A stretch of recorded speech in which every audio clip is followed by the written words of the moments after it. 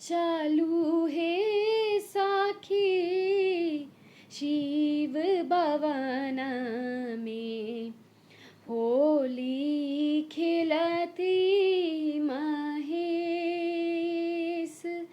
चालू है साखी शिव भवन में, होली खेलती महेश।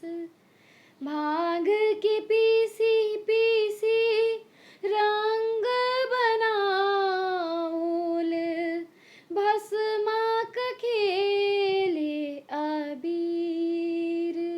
भांग की पीसी पीसी रंग बनाउल, भस्माक खेले अबीर।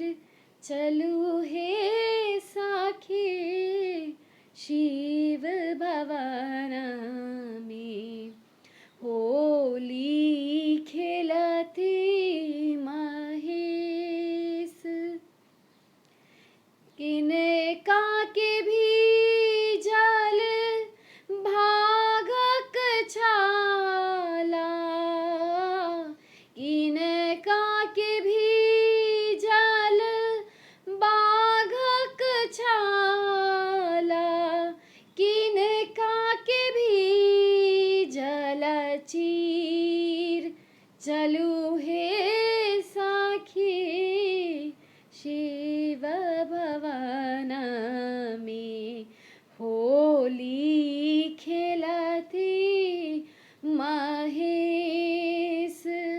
शिव जी के भी जल बाघक छाला, गौरी के भी जल चीर। हो गौरी के भी जल चीर। चलू हे साखी शिव भवन में, होली खेलती महेश।